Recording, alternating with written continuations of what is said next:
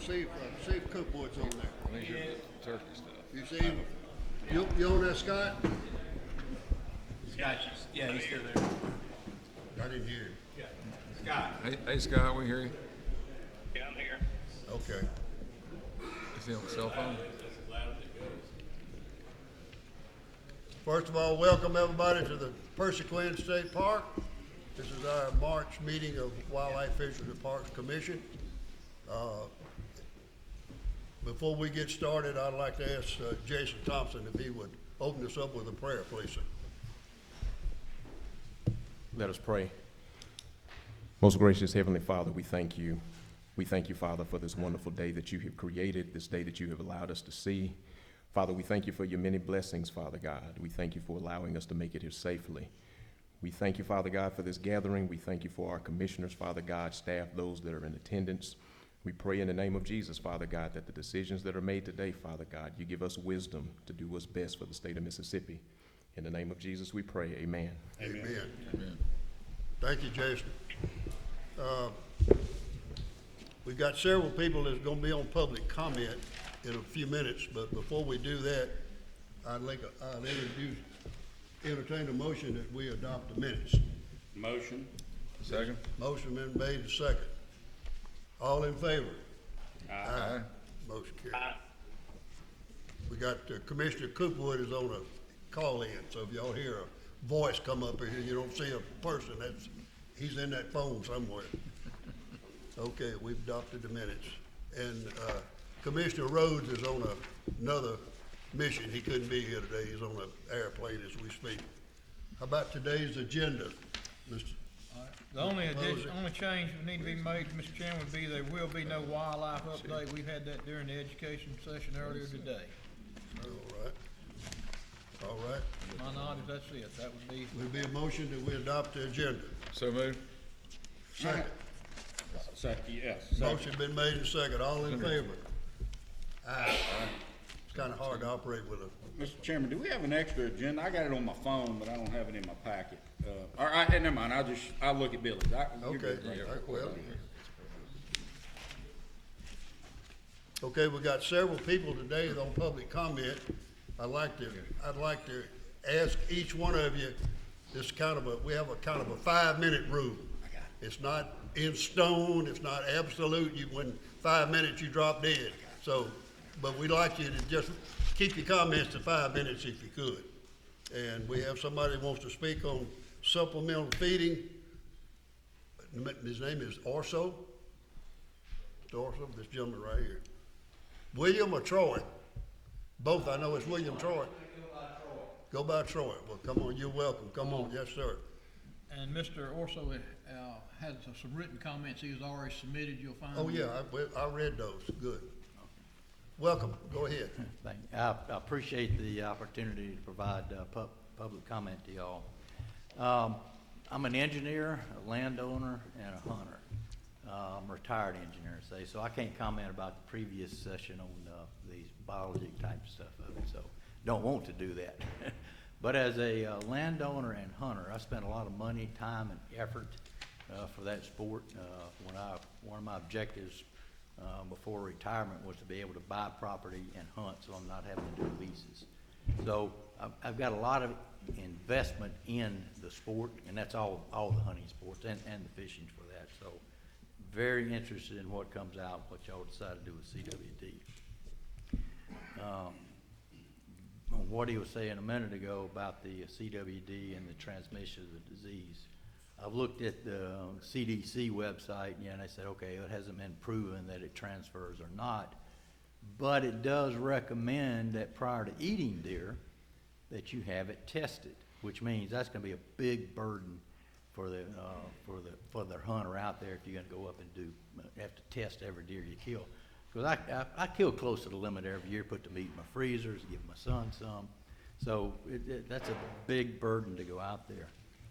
I don't believe, in discussion with my fellow landowner and stuff, that we're going to prevent the spread of CWD. But what's important to us about the feeding, potential for feeding ban, is to slow the spread of the disease. I live in Wilkeston County, hunt predominantly in Wilkeston County, And right now, we don't have it, but it's not that far from there. And when you look at the advancement every year, it's coming. And if banning the feed will prolong it before it gets here, I mean, all the people I'm associated with and all says ban it. You know, like I said, 2007 is when you started to allow the feed in anyway. Prior to that, we relied on food plots and natural feed in the woods. I mean, to me, there's nothing wrong with going back to that. But one thing I would comment that he didn't address, one of the methods I do for feeding is I use a mobile feeder. I take my ATV seed spreader, put 50 pounds of corn on it, and I spread that over a large area. To me, that's going to lessen, if you allow something like that, that would lessen the possibility of the transmission of the disease. When I spread it out, I mean, it's a large area. Now, when I feed, I do it during the, basically in the fall up until my food plots are productive. And when they're productive, I don't feed anymore. And naturally, there's a lot of people that, once you started to allow feed, they backed off on food plots. And I think food plots probably provide a more sustainable food through the winter months, because just about everybody out there that does supplemental feed, come January 31st, that's the end of it. You know, then you've got the month of February and into March before the greenery picks back up and starts feeding the deer. So my point on it is, like, we need to be proactive in it and just basically cut the feeding out, but maybe allow maybe allow some feeding by mobile feeders, but not stationary feeders like spin cast feeders, troughs, and the gravity feeders. If you do implement it, you need to look at how you're going to assure compliance with it. And the previous thing, when you had feeding and you caught somebody feeding, it's a misdemeanor. It carries a very low penalty. People spend thousands of dollars a year individually to deer hunt. A misdemeanor fine or a low financial penalty is not going to be much of a deterrent. You don't have enough game wardens to enforce it. You might consider giving your game wardens drones. Let them look over a greater area if you're going to try to enforce it. But right now, if you ban it, you don't have any ability to enforce it. And people were feeding previously before it became legal, and they're going to continue doing it unless you've got a method to enforce it. I think you also should look at increasing hunter education. For people understand, okay, I've got a lot of vested interest in it, and I see somebody else feeding, it's to my best interest to go talk to them, encourage them not to feed. And if they won't quit it, I'm going to go talk to one of the game wardens. I'm going to go have a discussion with them with it. You mentioned before you were in favor of high fence areas. I'm not against them, but I think that they need to abide by the same rules. I don't think a fence stops the transmission of CWD. So I think that should be in part, as part of it. They've got to abide by the same rules, and you need a method by which you can inspect what they do. One of the things that has concerned me in the past, it's not necessarily about the feeding, but has to do with the transmission or the transportation of white-tailed deer. Right now, you've got that banned, and I was always concerned about why is only the white-tailed deer transportation banned? And talking to Gary Crum, I think we came to a conclusion that the white-tailed deer falls under your jurisdiction, whereas all the other cervids, the elk, all the other deer out there fall under the Department of Agriculture. And if that's correct, I encourage you to talk to or to work with the Department of Agriculture so that you stop the transportation of all the deer, all the animals that can provide transmission of the CWD.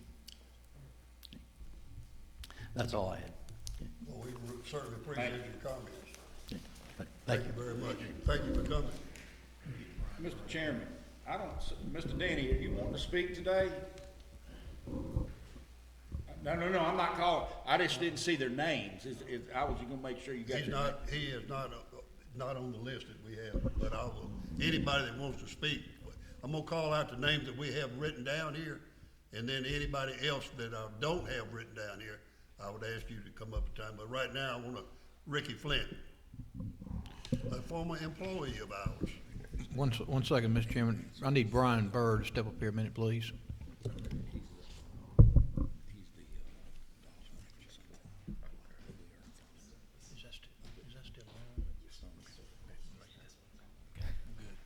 All right, thank you, Brian.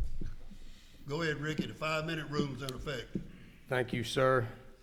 I appreciate the opportunity to be here to speak to you, Mr. Posey, and the commission.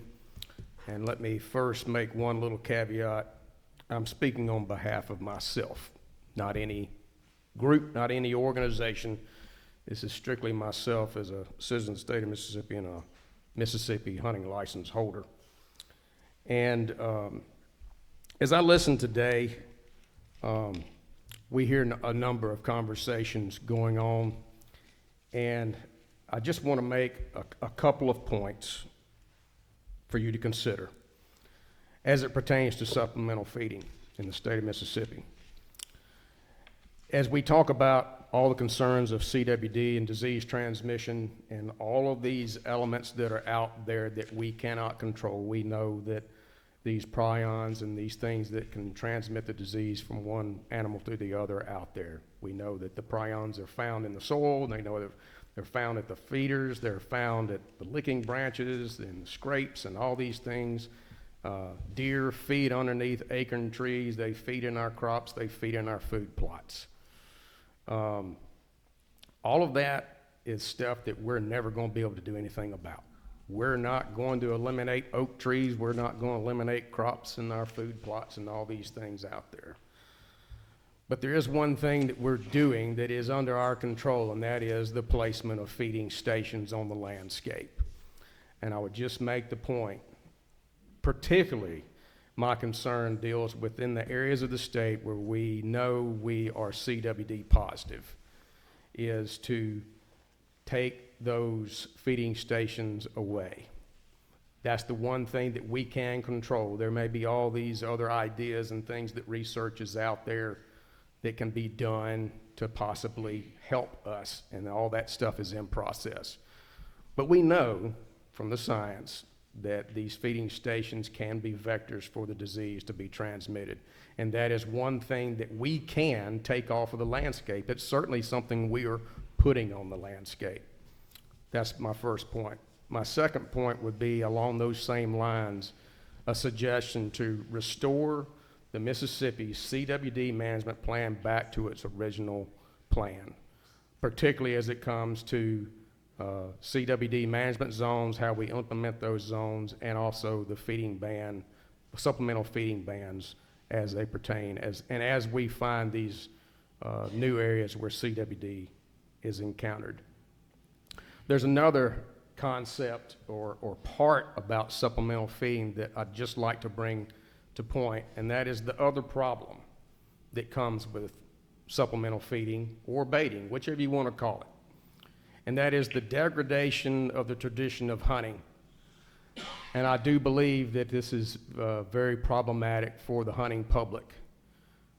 And I'm just going to read to you a quote that I found in a publication that I'm going to provide to you in a peer-reviewed paper that was written by a former MSU colleague, Dr. Robert Brown. He used to be the department head of MSU Forestry and Wildlife College, Forest Resources. He went to Texas A&M in, I think, 1997. He's also a former president of the Wildlife Society, and he wrote an opinion that came out in the Wildlife Bulletin back in the early 2000s called The Nutritional, Ecological, and Ethical Arguments Against Baiting and Feeding White-tailed Deer. And in there is this quote that he puts in the article, and it comes from a Portuguese philosopher by the name of Jose Ortega that he made back in 1942. I'm just going to read it to you. in his book of Meditations on Hunting, where he said, "One does not hunt to kill. One kills to have been hunting.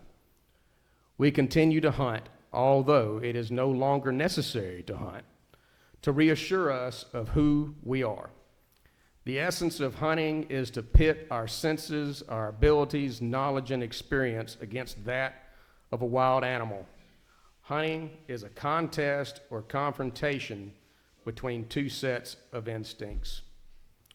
And that is all the commentary that I want to provide, and just ask you to make those considerations as you have your conversations about a possible suspension or ban on supplemental feeding. With that, I'm going to provide you with this article that was written by Dr. Robert Brown.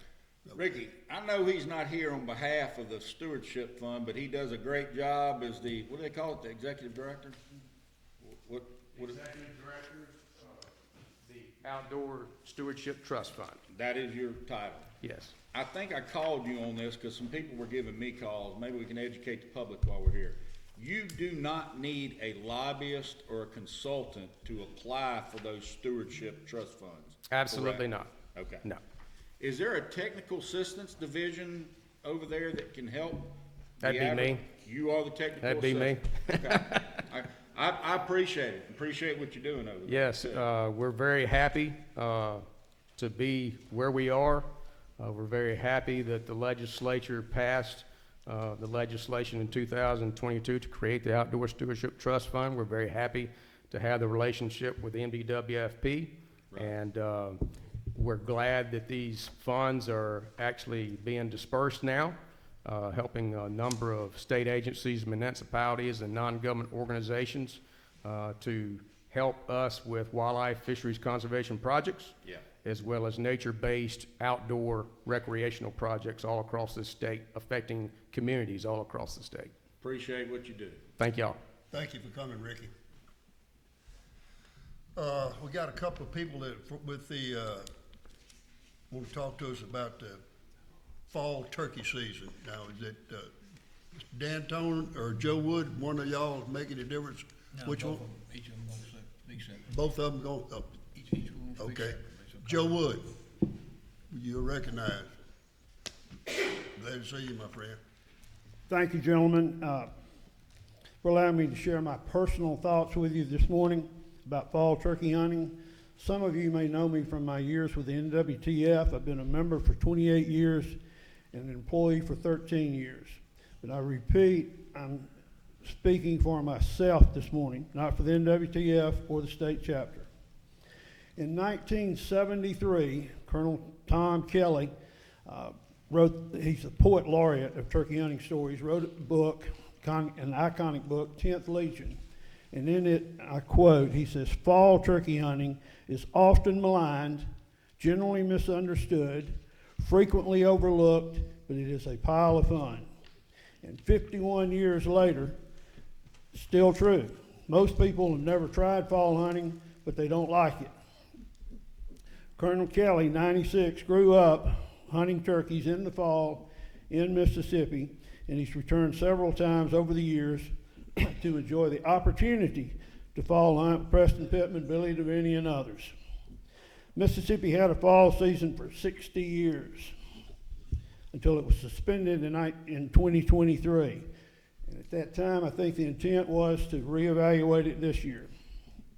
We now have reports that the 2023 hatch was the highest in decades, and 39 states had a fall season last year. 39. The commission and the department have a hard job. You're trying to balance the protection of the resource and provide a hunting opportunity. And you do that for all game species, squirrels, rabbits, turkeys. So it's a tough job, but what we need is a compromise to satisfy the proponents and the opponents of fall turkey hunting.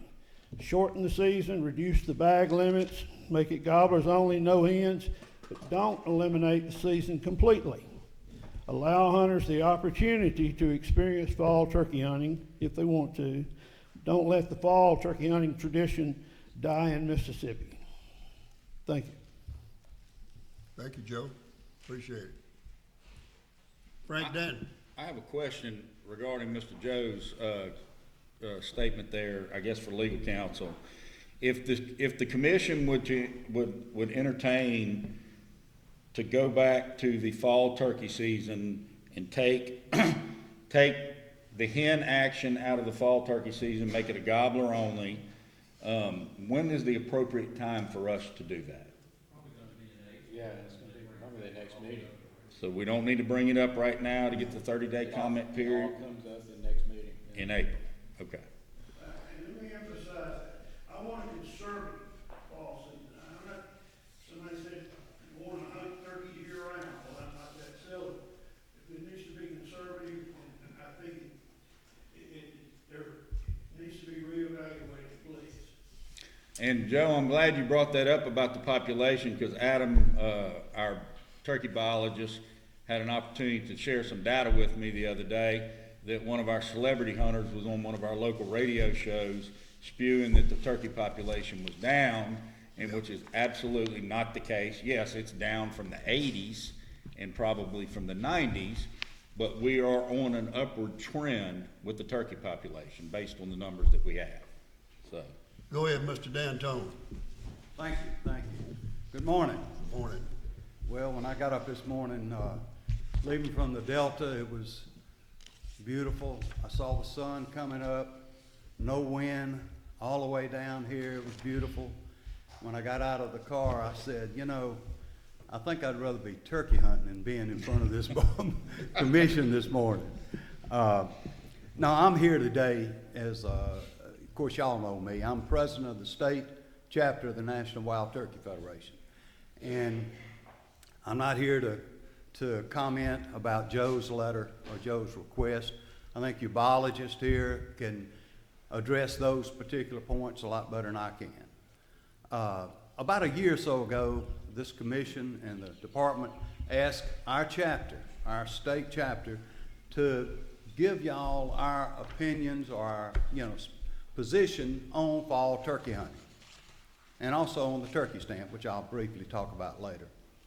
Well, we had a meeting and we discussed it fully, and our biologist, the department biologist, Adam Butler, gave a detailed explanation about the department's position, and to some extent, maybe, at that time, he was talking about the department, not necessarily the commission. Well, after a detailed explanation about studies, surveys, the opinions, scientific data, he gave us the department's position that they recommend canceling the fall turkey season. Now, we had good discussion in the board, but it was fully supported to support the department. And as a result of that, y'all got a letter from us saying that we support the position to cancel fall turkey season. Now, like I said, I'm not going to get into the specifics. I have some personal feelings, but I'm here today presenting you the position of the state chapter of the Wild Turkey Federation. As far as the turkey stamp is concerned, we fully support the turkey stamp. Anything that helps turkey conservation and helps a turkey hunter kill a turkey in the spring, we're going to support. And to me, it's a no-brainer that the revenue raised by this turkey stamp, if it goes back into turkey conservation, how can we lose? I mean, it's benefiting the turkey, and it's benefiting me. It's benefiting all of us here that are turkey hunters. So that's, to me, that's a position that I really hope that we can get past. And I think that I ask these people in the room here to get in touch with their representatives and senators and congressmen and try to get this thing passed for us. That's all I have to say. Now, if anybody has any questions, of course, I'll be glad to answer. That's important, and we thank you for your comments, but just to let everyone know that that bill has passed the Senate and it has passed the House, so we'll go to Congress, so we'll be negotiating that toward the end of the season. I think That'd be we're gonna great. get it. Real Appreciate good it. shape. Have you killed a turkey? Killed one Sunday morning. And I will say, being a Catholic, you know, we're allowed to go to church on Saturday afternoon. That's correct. So I didn't miss church Sunday morning. And I will also add, the few times I have missed church on Sunday morning turkey hunting, I didn't kill a turkey. Thank you, Brother D'Antone. We have one, John Overby. Welcome, and I'd like to hear your comments. Thank you for having me here today and allowing me to comment on the issue that we're concerned about. What we're actually concerned about is the limited days of dog hunting deer in Delta National Forest, which is managed under the Sunflower Wildlife Management. They, excuse me, they put someone put a pamphlet out. Actually, I think it's the Game and Fish Commission that put the pamphlet out. They put a pamphlet out. The first pamphlet, they said that the dog season would run from December 24th to January 31st, which was 39 days of dog hunting. And then the second pamphlet they put out, and don't really know when it come out, but it was, you know, I guess a couple of weeks, probably 2 or 3 weeks after the first pamphlet was put out. The second pamphlet said the dog season would run from December 24th to January the 17th. So that's about 15, 16 days less than the original pamphlet that was put out. Well, so statewide, so that the second pamphlet gives us 25 days, like I said. And statewide, from November the 16th to December 1st, and then it closes for about 14, 15 days for muzzleloader season. It reopens December 24th to January the 17th, which is the 25 days for the second season statewide, which totals 41 days. Well, it's some form, I know it's some people that hate dog hunting, but it's some form of deer season from September 30th all the way to January the 31st. So anyone that wants to get in some archery or muzzleloader or whatever they want to do, they have plenty of days, and of course they can hunt archery and muzzleloader the whole season. We do know that. But what I want to point out is to everyone here is that dog hunting is a traditional way of hunting. For centuries, we've hunted with dogs. Our children, my children grew up dog hunting, and they loved it. My grandchildren are growing up now, and they love it. Now, when we compare dog hunting to, just say, sitting in a blind or on a stand or something like that, all right, when a child, attention span is only so long. So when they get on a stand, you know, maybe an hour, some of them 2 hours, you know, but we can go out and take them dog hunting. They're engaged in a hunt with not only the dogs itself and listening to the dogs and interacting with them when we turn them loose and when we catch them and all that. They're also interacting with other people and becoming more socially and just developing their social skills. So what we're actually asking for is if you want to take the end of January, the last 14 days of January off and ended at January 17th, we're not going to fuss about that or complain about that because we do understand that's a late muzzleloader hunt. But we do ask for our Thanksgiving hunt back, what we call Thanksgiving hunt, which is November 16th to December the 1st, because that's when the children are actually out of school for a great number of days. And they'll have more time to hunt than they actually will if it's at the end of January. So, thank you for allowing me to speak. Well, is that, we haven't established that in that next month, Yeah, it's next month. in April, but we appreciate your comments Okay, on thank what you you very told us. Thank you for coming. Is it anybody else that would like to make a public comment? I don't have anybody else on my thing. Yes, sir, you're recognized. Wayne Smith. Wayne Smith, come on up. I'm here today concerning his potential fall turkey hunting season. I will make personal attacks because I don't care, okay? What Mr. Wood said about this being a fall season in the state of Mississippi for 60 years is flat out not the truth, okay? We've never had a fall season in South Mississippi until probably 10 or 12 years ago. And what I've never understood as to why we had a fall season, I used the state's own documents, which said we had 3 of the worst hatches of turkeys that we've ever had in the state of Mississippi on record. And then we had a fall season. And I never could understand that. They got on the Paul Light show. I embarrassed them on the Paul Light show. I used their information against them. We're just now starting to get turkeys. And who in the world is a turkey hunter? I got a whole room full of people back here that came here with me. And would y'all stand up so we can show some numbers on this, please? All right. All these people, every one of these people are against fall hunting. I mean, I just want you to understand that. I am extremely passionate about turkeys. Very passionate about it. I started hunting them basically with my grandfather when I was 6 years old. That's 62 years ago now.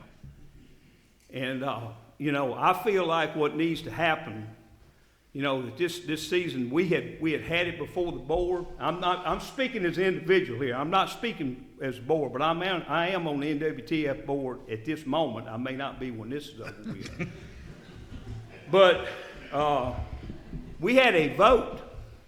And it was a solid vote. And I can't tell you, I was in that meeting and I don't remember a single individual, including this man here, sitting there saying they were voting for a fall turkey season. In fact, when we said we called it to a vote, nobody had a bad word to say about it. I never heard anybody say I'm against doing away with the fall season. I understand that there are some counties in this state that have probably had a fall turkey season at one time or another.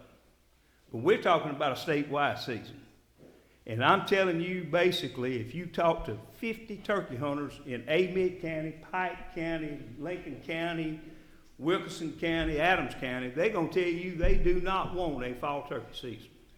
Now, you talking about statewide now? I'm talking about statewide. There may have been some counties in North Mississippi that had a season at one time. Okay. But now, it was statewide at one point. I mean, it just what we've done away with. That happened about 12 years ago, 10 or 12 years ago. One person was pushing that, one person. And they pushed it and pushed it completely through. I need you to educate me a little bit. Yes, sir. We have a statewide, any county in the state of Mississippi we can fall turkey hunt. No. Yes. No, sir. Yeah.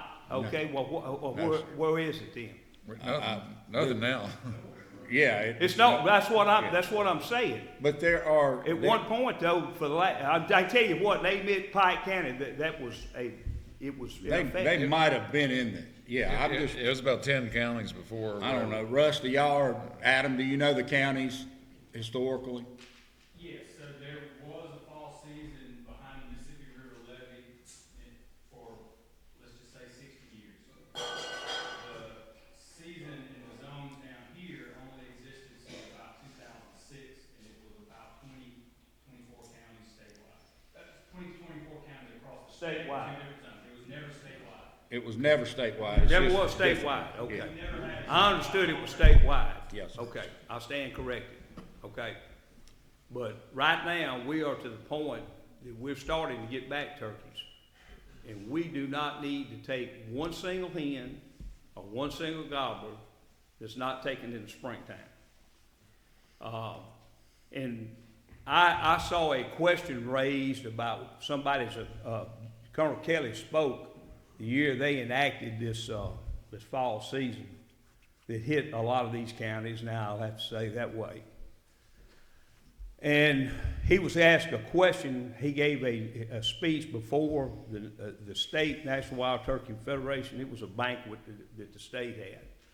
And he basically was asked a question what his opinion was of a fall season. And I think probably now a lot of his opinion has changed because his response was point blank. I think you have just killed the hen that would deliver you 4 poults in the spring. So with that, I'll leave it with you. Thank you. Okay. Appreciate your comment. Thank you for coming and bringing a good crowd with you. We enjoyed hearing you.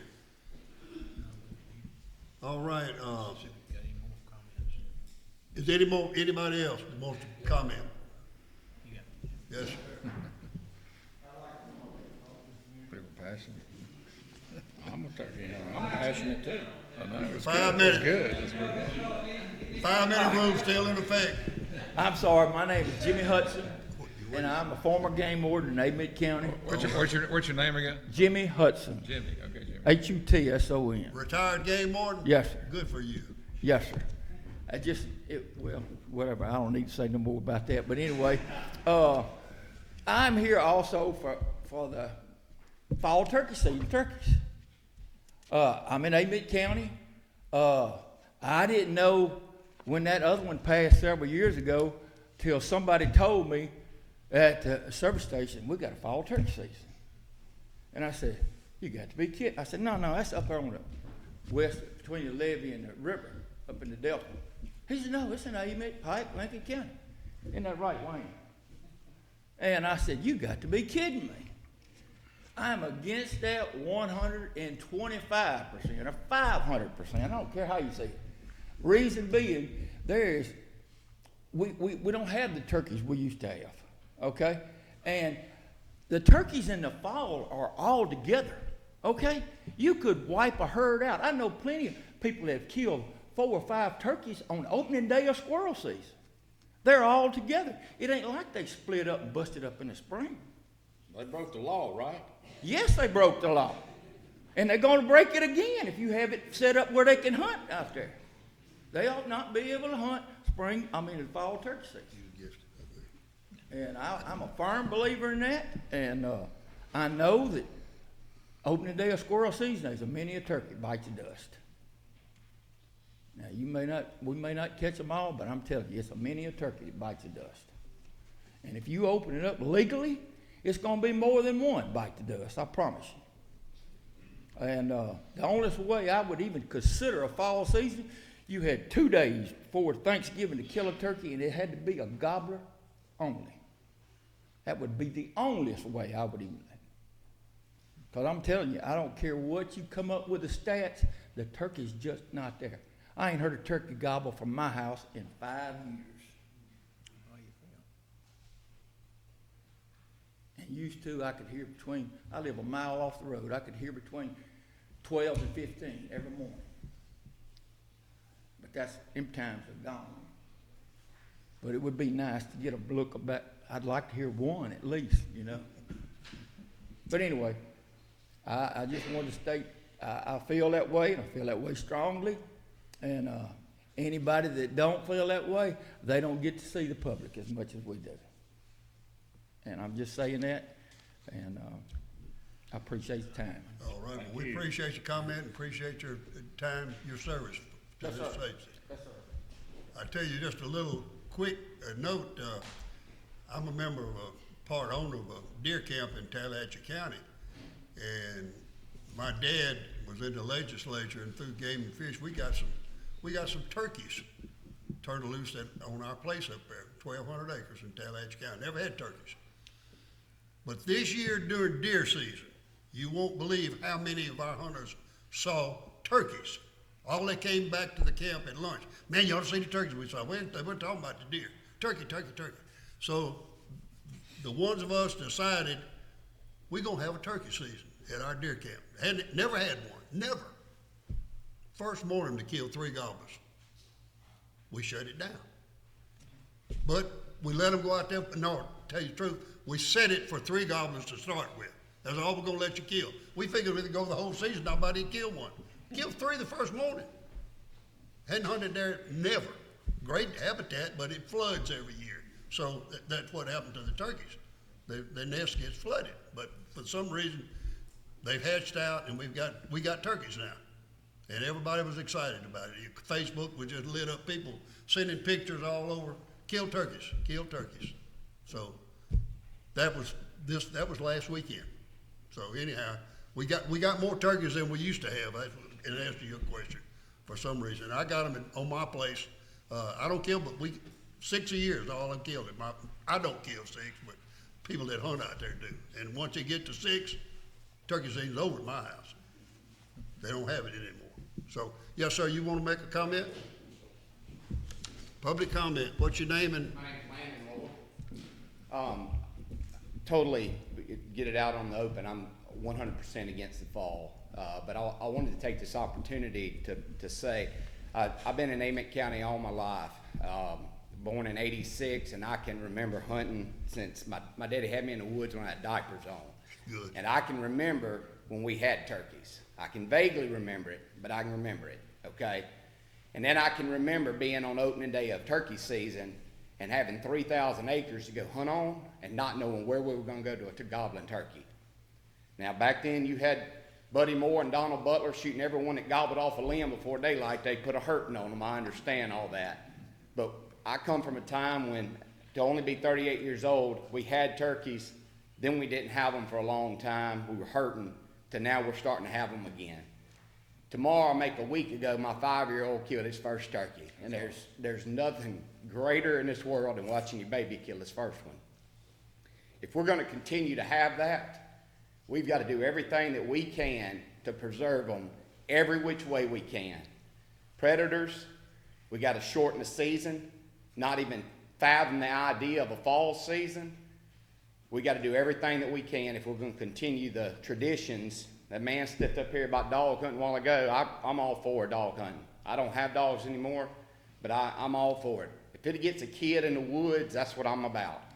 And I can't get my baby in the woods if there ain't gobbling turkeys out there, period. So that's what I wanted to say, and I just want to highly encourage y'all, when you have the opportunity, there's not a turkey hunter in this room that will disagree with me that in the state of Mississippi, that our season is entirely too long. Entirely too long. The longer season is, the more turkeys that die. And this is coming from a turkey hunter. And I love it. Like a turkey killer. I can be. Yes, sir. I left a field this morning with 2 gobbling turkeys strutting in it to come here to say all this. Good for you. So, thank y'all for your time. Thank you. Thank you for your Mr. passion. Chairman, what he doesn't know, that Donald Butler that he's talking about, who was a friend of mine, so I can talk about him a little bit. He's passed away now.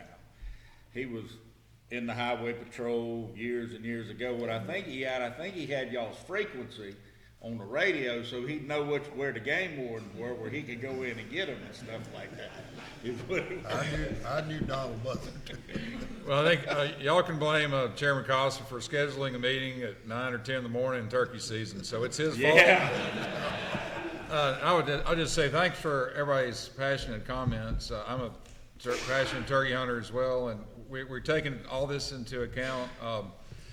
And I think it's all about hunter opportunity, and what we're hearing, Mr. Wood, is the hunter opportunity in the fall. We took that away. That's something that we take very seriously. On the other hand, some people believe that if you kill birds in the fall, it takes away spring opportunity. So it's a balance between opportunity in the spring or fall. So that's what we'll be weighing. I'm assuming we'll discuss it next month. So these comments are very timely, and really appreciate every single one of you. And Adam, that fall permit, that is on private lands only, correct? It was, yes, sir. Yeah, when we had it. Private lands only. All right, one more time. All right, so come on, you recognize. 5-minute rule still in effect now. Hopefully I won't be here that long. Bentley Spears, appreciate y'all having us What, here. I didn't hear your name. Bentley Spears. Okay. Appreciate y'all allowing us to come today. My family land in Amite County butts up to Mr. Moore's land. At one time it was, give or take, combined 1,200, 1,300 acres combined. In the early 90s, Mr. Pittman told me personally that stretch of land had more turkeys in it than some counties did in Mississippi. It was that good. And early part of the 2010s, it got to the point where he was talking, which you took habitat away, nobody traps for predators anymore, so combine the two, we went from one of the best places in the state to none. Right now, you can ask any of these guys here in Southwest Mississippi, this is probably the best 2 hatches we've had in, I'd say, 2 decades. There's turkeys. You can drive through the county and see turkeys pretty much any time, and that has not happened here lately. We are very blessed. Saying that, just like Mr. Wayne said, if you have a fall season, you're taking away poults for the spring. I believe that. I'm not saying don't have a fall season. We're just not ready for it now. Maybe 5-10 years from now, a fall season's where it needs to be. And maybe some counties in the north that has more birds than we have. But as of right now, I don't see Southwest Mississippi needing a fall season. I'm lucky enough to be able to travel. My job lets me travel all over the United States. I get to hunt a lot of states, a lot of sleeper states up north. Very short seasons, very managed seasons. The bag limits are lower, a lot more birds. I think that's what we need to look at more than fall season right now. Fall season might be, like I said, might be a good thing in the future. But right now, we're on a good trend. If we can get a little bit more habitat management, I think we're trending definitely in the right direction in the state of Mississippi. These birds get a lot of pressure on them, especially in the forest. You get 2 weeks of hunters coming in from other states. Day before opener, we were in Brookhaven, 601 Sports. There was 5 guys from 3 different states in 601 Sports getting license, shells, and all going to the forest. Every one of them said, we are very happy that y'all have this, because we get to come shoot your birds before we got to go get ours. So, but fall season, I'm very opposed to it. As of right now, not saying in the future it will. We can open it up, and thank y'all for your time. Let me ask you a question. What you was talking about? You had so many birds years ago. Yes. And then you went through a period. What'd you do about the predators? That's who I Well, you say I take them out. Yes, sir. We trap heavy in the fall and heavy in the February. Heavy in the February. Mr. Moore, he actually puts on a predator competition in February, so he does well more than his part in Predator helping. competition, never heard of that. That's a Oh, good yeah. idea. I'm gonna give you some numbers here in just a minute, while Stanley's finishing up. Yep. You'll appreciate it. So, yeah, habitat is the main thing. We know that the woods of old is gone. Everything's pine trees in Southwest Mississippi. You will never get the timber companies to burn them like it used to be. So all that habitat's lost. So what little bit habitat we do have, the last thing we need is to go in there in the fall and lose the poults that we could have in the spring. Yeah. But getting rid of the predators. Oh, that's it. Yeah, you got to bring trapping, but like he said, it's getting the kids involved, and that's helping. We do the rodeo too. I said, oh, the guy comes. As I said a while ago, I started this because I want to keep the trend that we have going. And last year, in the 1 month of February, 30 days, and I would say 98% of this is in Amen County alone. We trapped 41 bobcats, 93 coyotes, 761 coons, 832 possums, 57 skunks, 13 hogs, 13 fox, and 53 hogs. Super right there. Just so y'all know, I think I know how Chairman Cossell feels, and Billy probably feels the same. We're hoping that some of the turkey stamp money Yep. can go to starting a predator bounty. Yeah. Cause I believe it's super needed, so. Okay. Yeah, and I mean, it's like my son, the trapping part that you're talking about, that's just another thing that he's just turned 7 Saturday, and I mean, he loves it. It just gives him something else to do. He got to shoot his first longbeard, Sunday morning.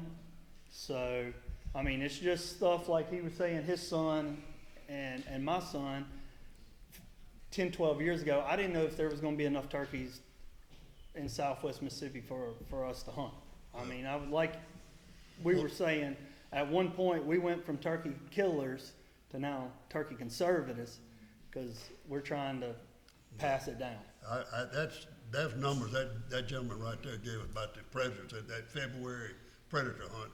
I didn't even know such a thing existed. Did any of y'all know about it? I We know do it. We We've do? done it for the last 2 years. We've killed thousands. Yeah, That's great. it's- Great. Thank you. Hopefully it catches on. Thank you. Yeah, thank you for your time. All right, before we get to the next thing, we've already talked, you already had your 5 minutes.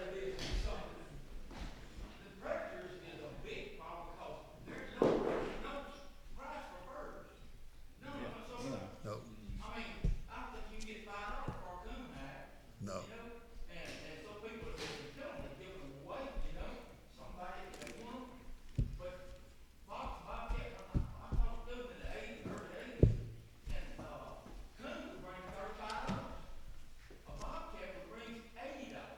Can't get that now. No, you can't.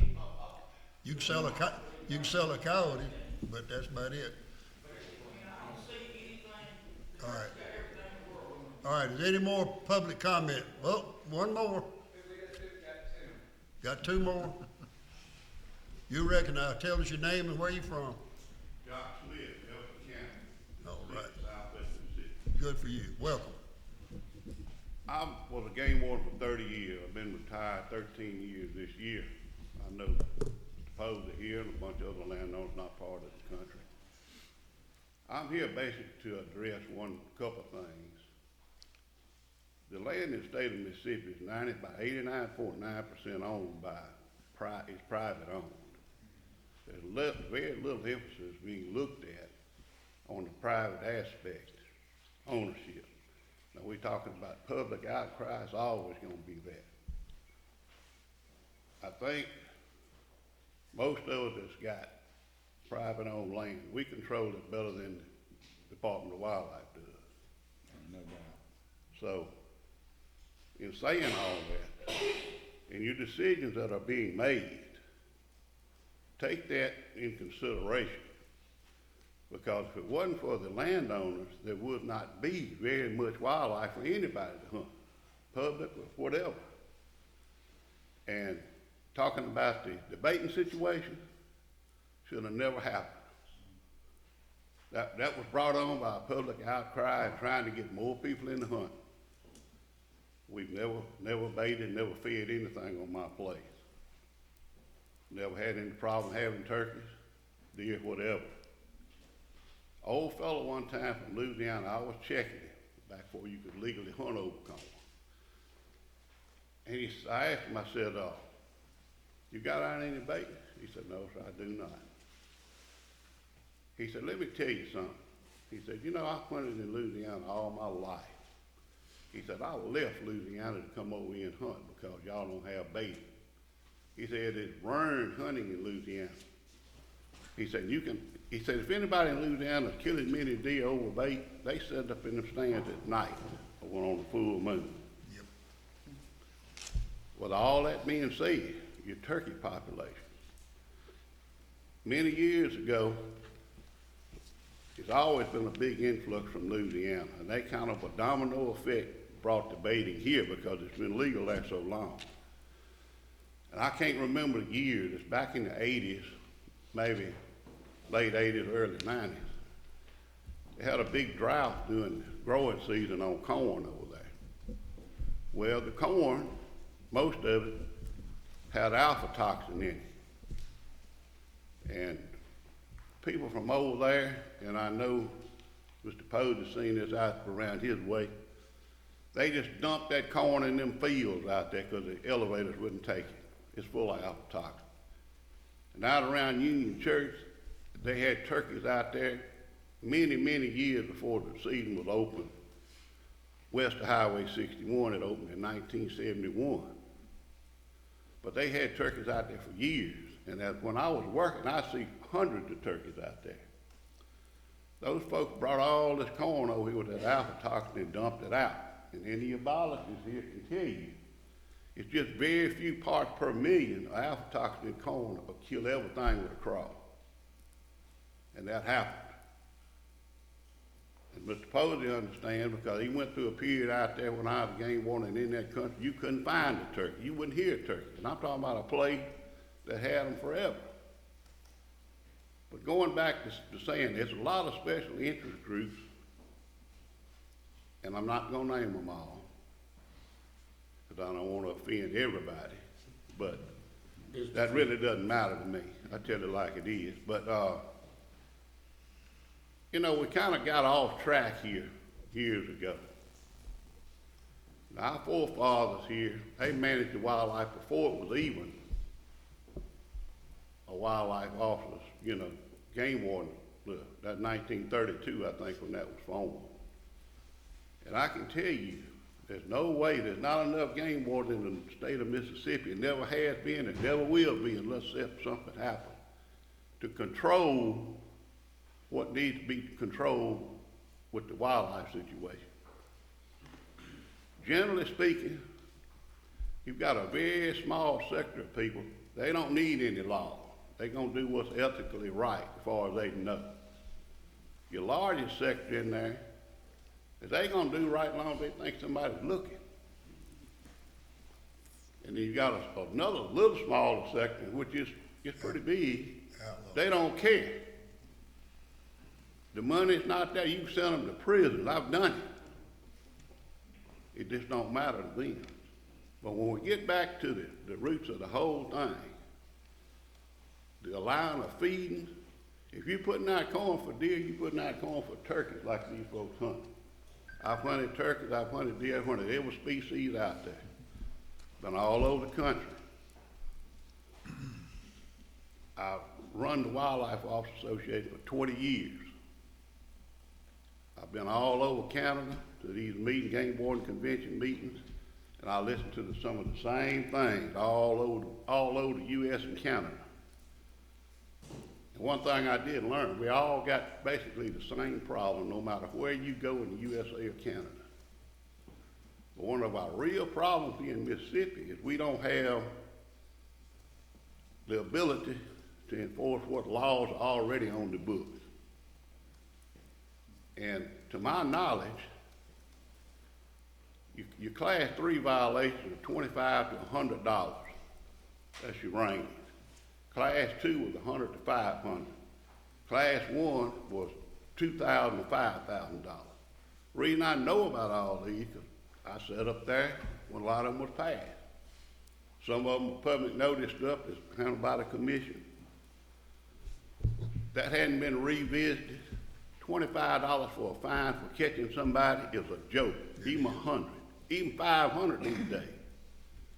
If you don't put some teeth back into the enforcement part, where if you are, we probably caught, I know way less than 10%, maybe even as low as 2% of the violators out there. Well, now it's a whole lot less things to violate because a lot of things are open that wasn't when I first went to work. But what changed was money changed a lot of things. Land leases in our area, which now averages $30 an acre for people that want to get it, and above. When the money changed, back when I first started working, which was 1984, you might get, in one night, you might get 5 or 6 different headlight calls around here and another. But by the year 2000, we caught 41 headlights that had deer 1 year. By the time you get into 2000s, that had been cut in half, because you could lease any land in that county, anywhere surrounding that in that day for $3 an acre. So when people started getting to the point to where that was affecting their livelihood because somebody was paying $10 or $15 an acre for it. They started taking care of it, and my calls went from 4 or 5 a night, or hundreds in the year, up in the hundreds, to just about zero. Because they took care of their own. We're talking about 90% of the land in the state of Mississippi private owned, basically. I hadn't broke that down. I think it's like 9.6% that hunt. That's not very much. And I just recently looked at all of the other states to see how they compared to Mississippi. We kind of in the middle. The highest hunted place is in Wyoming. It's like 25%. We're at about 9 minutes, sir. Well, Jockey's always been that way. you're exactly right. But anyway, I like it. I'm gonna quit because I can't do any more here. If I can't convince y'all to do something different than what's been done, I'm wasting my time and basically wasting most of the people that own the land in the state of Mississippi. But I thank you for your comment back and forth. Restitution. Restitution is one of the big things Mississippi's missing out on. That's exactly right. That needs to happen. You need a tagging thing on your deal. You already got it on your turkey.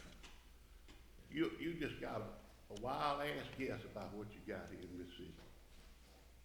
And I can tell you from being around other places, the opportunity here in the state of Mississippi is greater than most any place I've ever been. Yeah. But it's being abused. Thank you for your time. Appreciate you. Thank you, man. All right. Thanks for your comments. Just a couple of things. We have a new private land turkey assistance program. Adam Butler back there and tell you about it, but it's like DMAP, Deer Management Assistance, is, turkey, program, TMAP. So all y'all passionate turkey hunters, private land, y'all should take this on. We have several burning programs, Fire on the 40. There's some programs. The Stewardship Fund is doing a lot of burning of land and helping habitat. And then in the legislature, there was a bill to increase trespassing fines. And so y'all talk to your legislators about what you were addressing there about. It's not quite restitution. There's some restitution language in there, but that would make a big difference. And I also want to recognize we have some officers here that were part of Operation Longbeard. Right. And we just want to express just how thankful we are for them and other officers here that have worked hard. But that sent a big signal to a lot of the turkey poachers that unfortunately there are a lot of them out there still. But Lieutenant Sheila Smith, she was part of that, and who else was it, Sheila?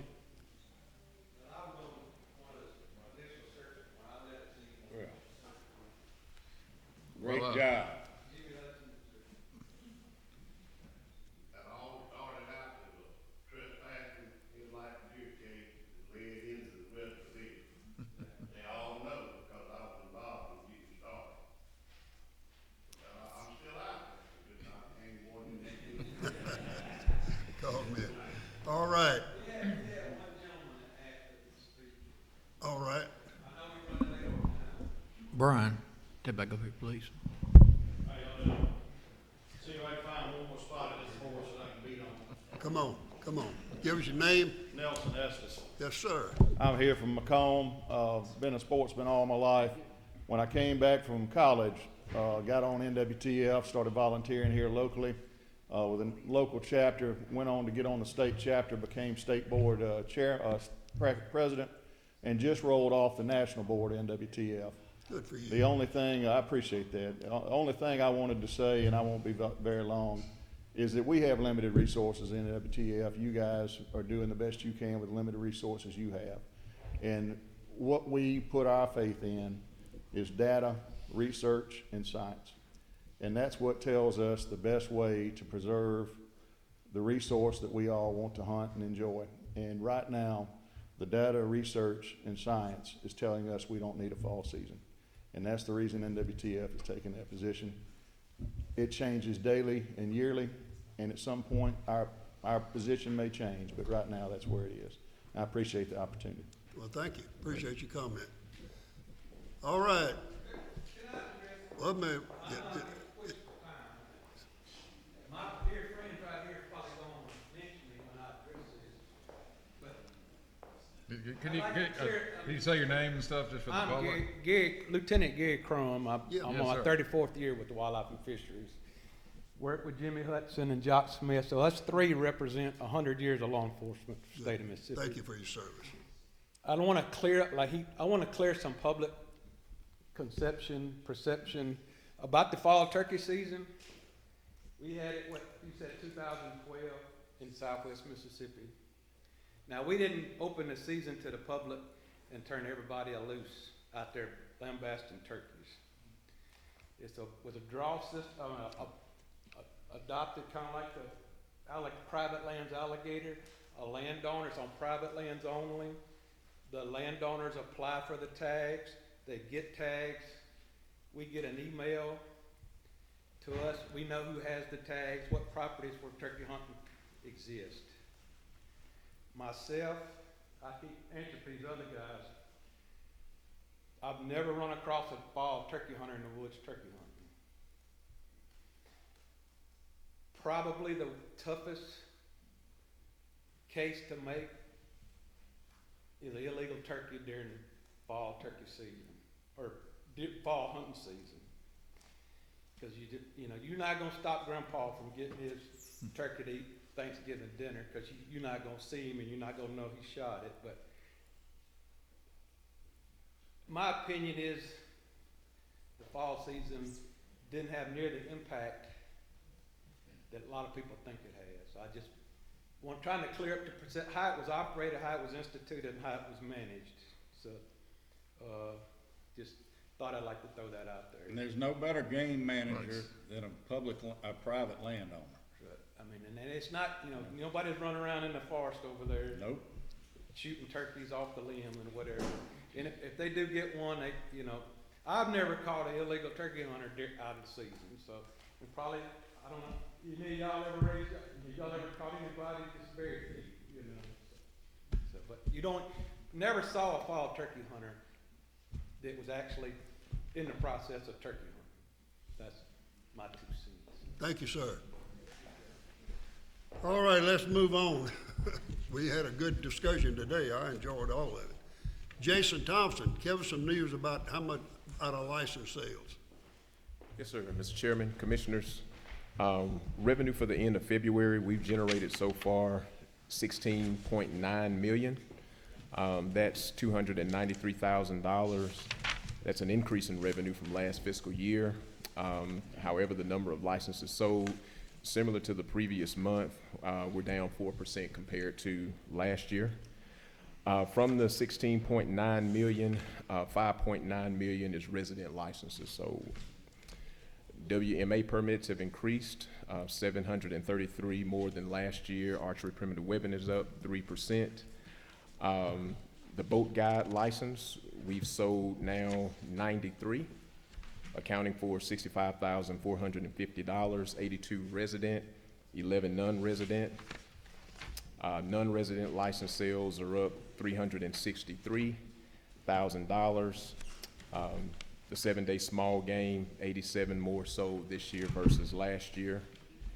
Permit sales are up close to 3%, and lifetime licenses are down 1%. Auto renewals, 22,756 have set up this year compared to 18,163 last year. And license packages, 28,098 purchased this year compared to 27,132 on last year. Any questions? It just amazes me that, say, 100,000 non-resident license, 98,000, bring in $10 million, and then resident license, almost 240,000, brings in half of that. So Costed. it's non-residents are paying their full share for Paying their full the hunting share this cost state. of the license, yes, They sir. pay twice what the regular, Correct. lots of money. Anybody else have a question for Jason? Thank you, Jason. Okay, thank you. Appreciate it. All right, we've already heard from Russ. Where's Jerry Carter? Hey, Jerry. Colonel, how you doing? Good, sir. Like to hear from you. I don't know how many people in South Mississippi breaking the law. Mr. Chairman, Commissioners, Law Enforcement brings this report. First, I'd like to recognize those two retired officers there, Master Sergeant Smith and Master Sergeant Hudson. Thank you guys for your service. Even in retirement, we appreciate the service you guys give us. They still working. They still working, yes, sir. We appreciate it. Thank y'all very much. This is law enforcement report for the month of February. There were a total on the citations, there were a total of 307 citations issued. Our top 5 being in category, number 1 is 114 no license, 31 on trespassing, number 2. Number 3 is headlighting, it's 13. Number 4, no boat registration, 13. And PFD violation number 5 was 8 citations written. On our next page is we've just completed our first round of our interviews. We had 45 applicants that we interviewed. Now we're going to start our second round of the interview process, which is going to start April the 10th through the 11th, with approximately about 29 applicants that we're going to interview on our second round of our hiring process. So of the 45 that you interviewed, you got 29, you're going to... 29 returning on round 2 of our interview, yes, sir. Mm-hmm.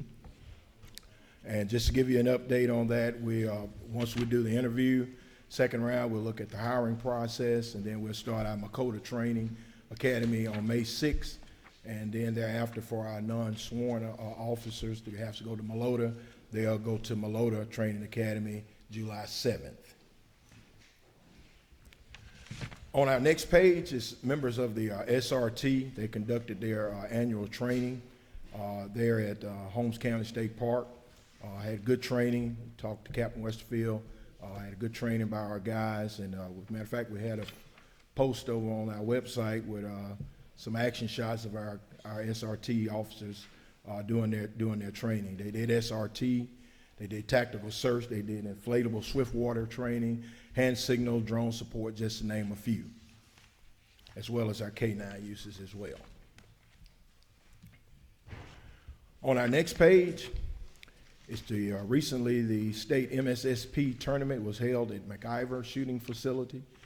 35 schools and clubs were presented at the tournament. We had 155 shooters participated in the event. East Rankin Academy took top honors in breaking and making impressive of 529 clays out of 600. What about Michelle? Did she wasn't telling them when to shoot or what, do you think? East Rankin Academy. That's her school. And not printed, just to give a little bit about the Ames in the South.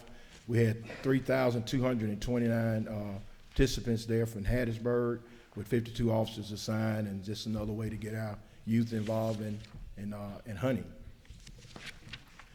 On the last page is our shooting range customer counts from February the 12th, 2024 to March 10th, 2024. McIver reported 498 customers. Turcotte reported 585 customers, and McHenry reported with 494 customers. That's a lot of people. Yes, sir. Doing good. That's my report, sir. Anybody got any questions for the Colonel? I don't have any questions for Colonel, but I just saw an incident take place right there that Andre took care of, and that is uncalled for. I don't even know what happened, but it was obviously a situation back there, and we don't need to allow that to happen in our board meeting. So I don't know what you're talking about. yeah, I don't either, but I know something just happened and it wasn't good. I can tell you what happened. Yes. They were talking and interrupting to the point that I couldn't hear what was going on, and I turned around and asked them if they would please take it outside, and he took a great offense to it. Okay. That is my report, sir. Thank you, Colonel. Thank you, sir. Let me get back to my agenda. get down to Andre Hollis, I wanna compliment y'all for the job y'all done. This is the first time I've been down here in years. Yes, sir. But we stayed in the cabins last night, and there's a few little tweaks that's got to be done, because I think we were the first occupants since they've been rehabbed. You guys were. But this place is real nice. I'll tell anybody that's listening in this state, if you want to find a place to come to, this is really fixed up good. I mean, y'all have done a outstanding job, and of course, the legislature gave us the money to Yes, sir. refurbish all these, and we do it all the state parks, by the way. But this is one of the first ones they've done that have been completed. Yes, sir. And I appreciate you saying that. I just want to give an update on some of the other Yes, stuff sir, that we got going on. that's what we like to hear. Got a lot of great things going on in state parks right now. Persequin State Park Campground, which if you guys get a chance, we'd love for you to ride through. We hope to be completed with 69 campsites, May the 22nd of this year. So we're excited about being able to open Persequin Campground back up, so that we can start having our visitors come back for camping. Roosevelt State Park, we're doing 52 campsites at Roosevelt. We hope to have it completed June the 21st of this year. Paul B. Johnson Campground, we're doing 65 campsites there, and we hope to have it back open October the 4th. So, in Clarko State Park Campground, we right now in the schematic phase of it. We hope to get started August the 1st, and then we hope to have it complete by May of next year. So those are the 4 campgrounds right now that we're doing renovations on. So we're excited about being able to do it, because once we get those campsites completed, they'll be 70 to 80 feet long and 20 feet wide. So for the bigger campers that we got on the roads now, we'll be able to accommodate those at those campsites. The cabins, Natchez Cabin, we did 10 cabins at Natchez State Park. We actually reopened that on February the 1st. So we're excited about that. We're gonna have people already visiting that. So once we get that lake back open at Natchez, I really think that those cabins don't really benefit them a lot down there. Persequin State Park that you was talking about, we hope to open it back up April the 1st, once we do those punch list items that you're talking about. But those cabins are really nice. We got chalets, and then we got the regular cabins that we got on the hill. So we got 9 cabins that hopefully that we'll be able to put them back April the 1st. Clarko State Park, it's 6 cabins that we're renovating at Clarko State Park, and it should be estimated completion of May the 29th of this year. Paul B. Johnson, now we actually just started it last month on the 16 cabins at Paul B. Johnson. So the completion date on it won't be till February the 25th of next year. So we're excited to be able to get those 16 cabins done as well. Roosevelt State Park, the official start date on it is next Monday, and then it will be completed November the 20th of 2024. And the last thing that we got going on in our state park is Natchez Lake repairs. We're doing some riprap replacement and also fixing some of the erosion on the levee there. And we hope to have it complete by June the 29th of 24. So we got a lot of great things going on in our state parks right now, and we just can't wait till we get our visitors back on the park. So question, the RV sites here, that's when you talk about the campground? Yes, sir. And then they'll be ready, you think, in the middle of May? Yes, sir. The estimated date right now is May the 22nd of the completion date, and then we hoping probably between, once me and Brian get together and make a decision with Mr. Posey, we're hoping to have it back going up by June. Y'all do a great job. Yes, Yeah, that'd be great. A lot of great improvements. I'm telling you, it's just a well-kept secret Yes, that sir. people don't know about. No doubt about it. It's definitely hidden jewels all over the state. And one of the reasons this commission is gone to Clarko, it's gone to Natchez, it's gone to Persequim. Next month, we're going up to Tom Bigby. That's right, yes, sir. We've been to Paul, we've been to, up to J.P. Coleman. Yes, sir. We're having our commission meetings on our property, so if nothing else, the commissioners can see what we got. I totally agree. And a lot of the people that work in the Jackson office, how many of them I've talked to have never been here. Yes, sir. Or they've never been to Clarko. Yes. I mean, it's unbelievable what we got. This state we're blessed with our park system. We are, yes, sir. And we appreciate you guys' support of everything that we're doing, and we look forward to the future of making even more improvements throughout the state. I mean, we got 20 state lakes. Yes, People don't even know about it. Yes, sir. How many acres in wildlife management, in our wildlife management area? With 800,000 acres? Almost 700,000. How much? 700,000. 700,000 acres in our wildlife management area. 700,000. that the individuals get to hunt on. I mean, we got a lot of good stuff going on. Yes, sir, we definitely do. And if anybody want to visit it, tour around today while you're here, we'll be glad to show you around. I'm gonna do that. Yes, sir. And the That'd be public great. relations, I know Jeremy's here, but you got a new brand and you've got, Yes, sir. I mean, other things going on that are Let's positive. professional sounds like. speak on that. Okay. You gonna come up to the mic so they can hear on the meeting?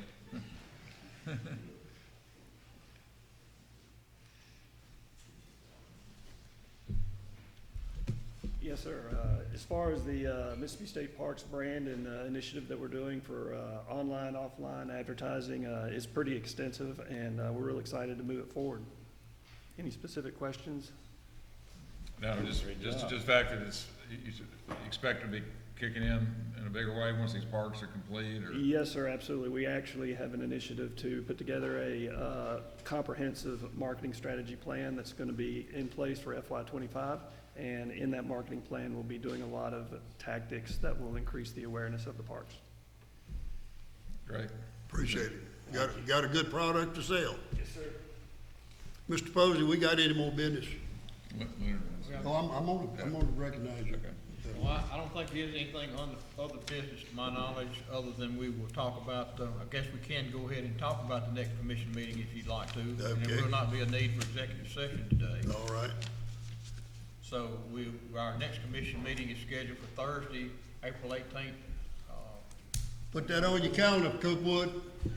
April 18th. At Tom Bigby State Park, and we will have, of course, obviously go over on that Wednesday before, we'll be getting some details out to you guys, a little later on. But Thursday, April 18th, 2024, at Tom Bigby State Park.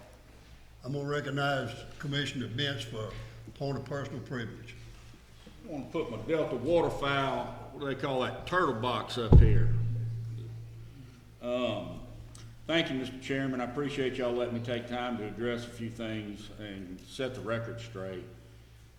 The Outdoor Radio Show has highlighted several issues regarding where I stand on a few of the wildlife issues. So with that being said, unfortunately, I'm going to have to get down on Ricky's level today, bring sunshine on the shenanigans. And by the way, he defined shenanigans as secret, dishonest activity or maneuver. The first highlight is high fencing. I've always supported high fence game breeding, creating an economy around high fence hunting operations. I personally don't hunt high fences except on a few occasions, but there is a group of outdoorsmen and women who do enjoy it. If my memory serves me correctly, in my I think it's 47 years, I had 46 in there, I've probably sat in a high fence 4 or 5 times, never pulled the trigger on a deer. The answer is yes. I did advocate for the commercialization of high fence, deer hunting, breeding, transportation, and still do. However, back in February of 2023, I received a phone call from then Speaker Gunn and Chairman Kincaid and was asked to hold off on any further actions at the commission level regarding the high fence efforts until the legislature had a time to study the issue. I gave them my word I would not take any further action to the commissioner until I heard back from Chairman Kincaid. And they have not studied the issue at this time, and I have not heard back from Chairman Kincaid, and I've done exactly what I promised him I would do. I hadn't said a word about it. Duck stamp money. We receive about 600, maybe some more, I don't know, basically 600 some $1,000 annually from the duck stamp sales. And for about 20 plus years, the Department of Wildlife, Fisheries and Parks has been appropriating those monies to support habitat, surveys, training, etc. I voted against sending the $250,000 to Canada for duck habitat through Ducks Unlimited and Delta Waterfowl, which I currently donate money to annually and used to donate to DU when we had an active chapter. Side note, I asked for data showing the ducks, if the ducks have increased in Mississippi since we've been sending that money to Canada for over 20 years. The data provided to me did not show an increase in ducks for Mississippi.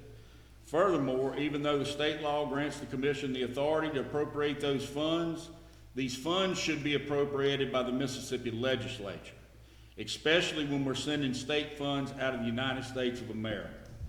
The critics like to use the term the prairie pothole region of North America, And that is accurate where ducks are born and come from. But it doesn't paint a very good picture for the average Joe or Jane taxpayer, understanding that they mean Canada.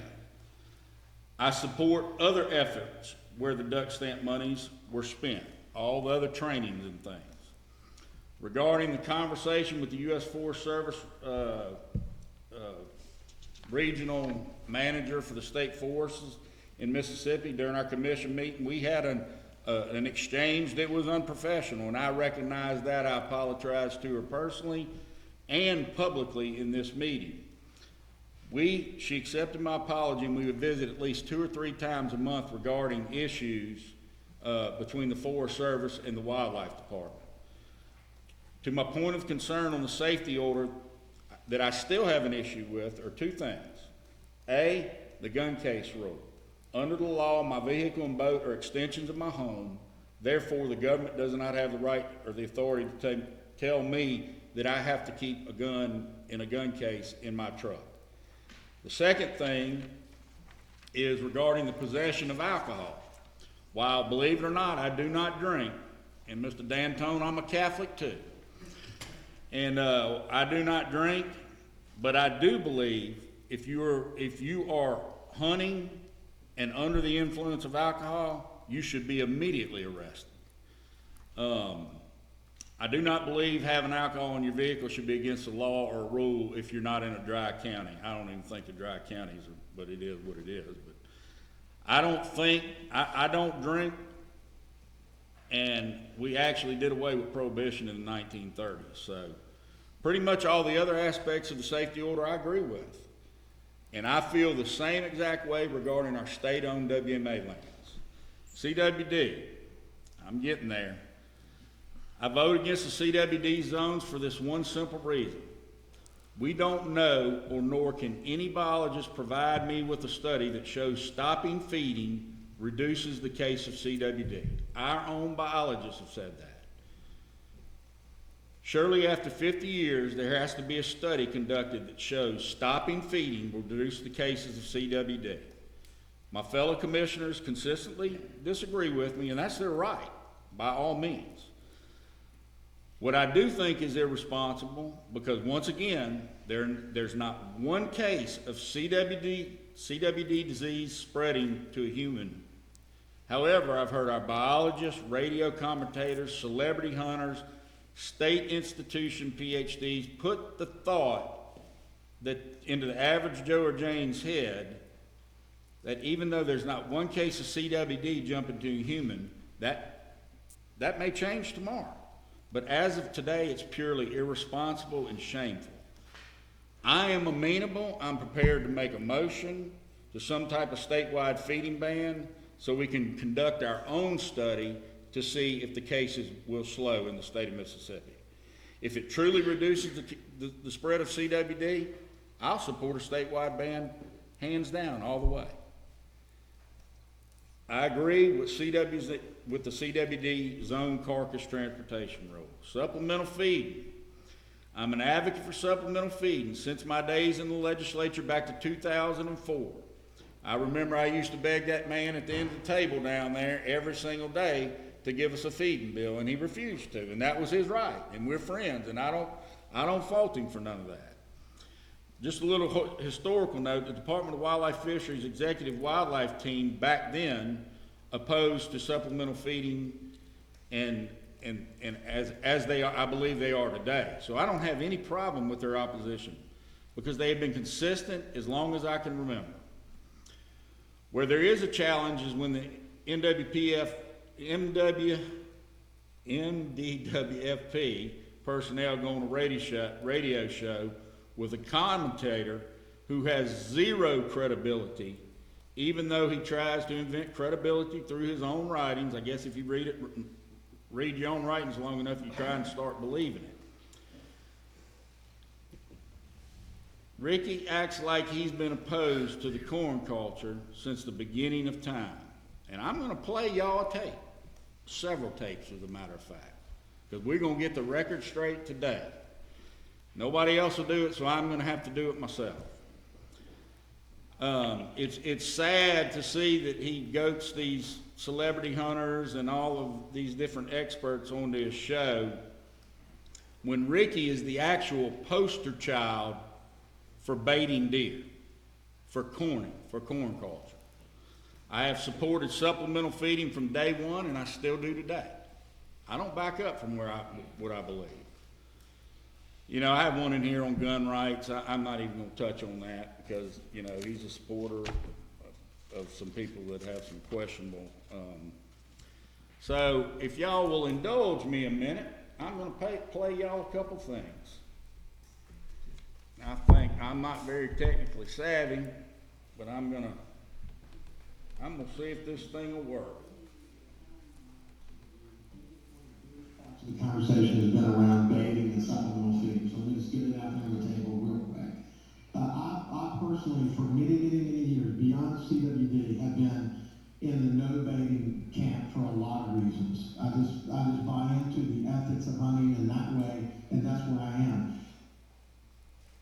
Let's go to another. One video we're not going to play, but it was a video of Joe Rogan on the Joe Rogan Experience talking about should you eat deer that has CWD, and essentially making the point that this is something we need to be concerned about. It's not a human health issue at this point because it has not crossed over like mad cow disease has, but it could in the future. Bronson, shortly. One more. The CWD may be the anchor that sinks hunting in America if we don't start taking it more seriously. And listen, buddy, listen to me on this one. God forbid it ever transfers to a human being. We big time don't have a problem then. So there needs to be research and studies and support and education. People don't know that it can't be transferred to human beings. They don't know. What stage the disease has to be eaten in or touching it or whatever. But I remember when CWD, it was called something else, but it was a special produced by British public. There's several, y'all. I know this might be boring to you, but it's a fact. When a deer is found positive, the main thing that happens in that county is they stop supplemental feeding, whatever. They just need to stop supplemental feeding across the state. I mean, we got to quit toying with this, Will. Ultimately, we got to start taking it more seriously. You're speaking to the dead gun choir. Well, by the way, not to shift the conversation back, but the whole notion of corn feeders and turkey season is a really important conversation, isn't it? So, you were talking about Robbie Kerr earlier. Robbie Kerr. And the last one. No one's making this up.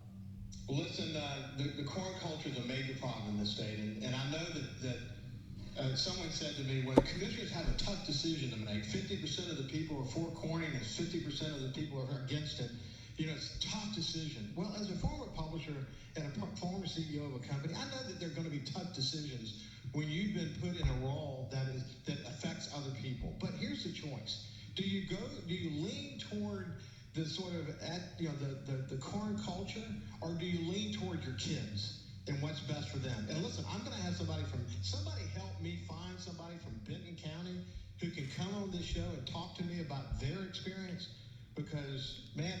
So I play y'all all that to do a little research on my own. Here's the pictures. Ricky Matthews. By the way, Colonel, I'm not sure if that's illegal to do that, dump corn on the ground and have deer eating it, unless he got some type of special permit. Here's another one. Ricky Matthews. Deer eating out of corn, talking about different things. Names on the bottom of it. I'm not making it up. Go on his social media page. You can figure it out yourself. What do we have there? Ricky Matthews, corn feeder. What do we have here? Ricky Matthews, corn feeder. What do we have here? Ricky Matthews on his four-wheeler saying he's checking his cameras in the flood. And I had to get NASA involved in this one to blow it up, but lo and behold, on the back of the four-wheeler, it says deer corn.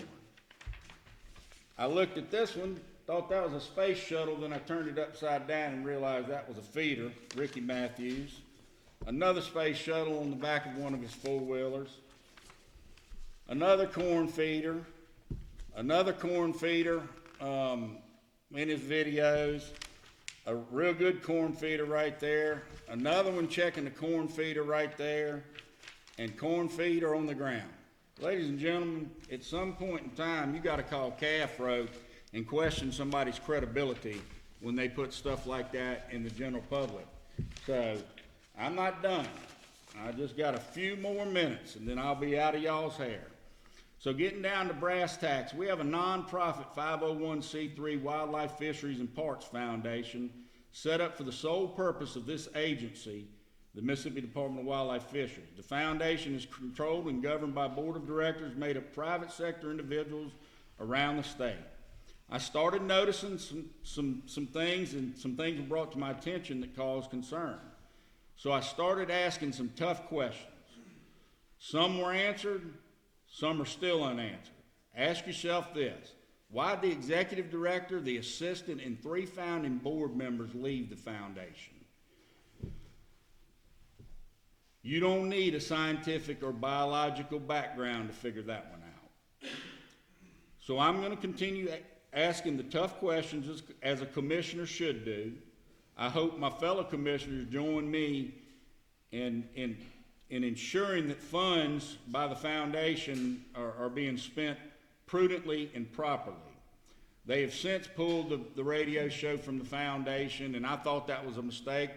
The radio show wasn't a foundation, and then I started getting all this information from people, and just to be real honest with you, I'm very glad today that they pulled it, because I know that donated funds are not going to spew misinformation and hypocritical information. So maybe the foundation board saw it the same way. Ricky Matthews, communication with Ricky Matthews. Since being appointed to the commission in 2021, I have never been asked to come on the radio show to discuss my views with the wildlife issues or answer any of his tough questions. The only communication with Ricky was when I texted him condolences on his mother's passing in August of 23. The next communication I got from him was February 23rd, 2024, when he texted me asking me would I really support a statewide ban? Was I going to goat somebody into a goat and switch? Well, he said I did a 360. Him being a president publisher, that would mean I'd be right back to where I was. I think what he meant is did I do it at 180? I responded back to him basically telling him that he did not have, and I asked him to print my response. He didn't do that. He said I acted ugly with him. So the bottom line, since being appointed in 2021, I've consistently stuck to and own my actions as a commissioner. I am not a go-with-the-flow type individual who rubber stamps things. According to my memory, only once have I reversed my initial vote, and that was on an alligator issue in the Peleahatchie Bay. And that's just so happened because Ricky Flint got me straight on the issue. There'll probably be another reverse when this Sunflower Wildlife WMA, because I was the original one that made the motion to put it like it, to accept it last year. So I'm probably going to swap back on that one. As a commissioner, I've always tried to reach back out to anyone who has contacted me, even those who were opposed to my decisions. I've advocated for the public landowner and the private landowner at the same time. As far as me not communicating with the Department of Wildlife, Fisheries, and Parks biologists, that is just plain false. We're not always going to agree on the issue, so if we disagree 10% of the time but agree the other 90%, I'd say that's a pretty good working relationship. Bottom line, I have asked the tough questions of Ricky's friends. He said they were his friends. I didn't say that. He publicly said that in his radio shows on the foundation board, and they're mad. That's why they're trying to prevent me from getting confirmed in the Senate.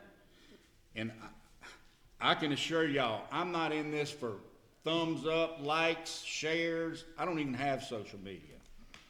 So at the end of the day, I'm in this for the great employees of the Mississippi Department of Wildlife, Fisheries, and Parks, especially our law enforcement division, and the sportsmen and women in our great state and what this state has to offer.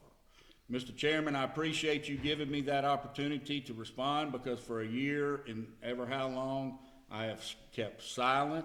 I haven't said anything, but it's to a calf rope point where he has to be called out and called out the hypocrite that he exactly is. And I can't believe people would go on his show and support him without doing a little research. And when he sits there and tells you that this corn culture that he's been against since day one, and I just showed y'all all the evidence right there. So anyway, that's my spiel. I appreciate the opportunity. And that is not meant to disparage any of my fellow commissioners, but I had to respond on my own. So, thank you. All right, Commissioner Vince. I will entertain a motion to adjourn. I think it's time. I'll make a motion. Second. We stand adjourned.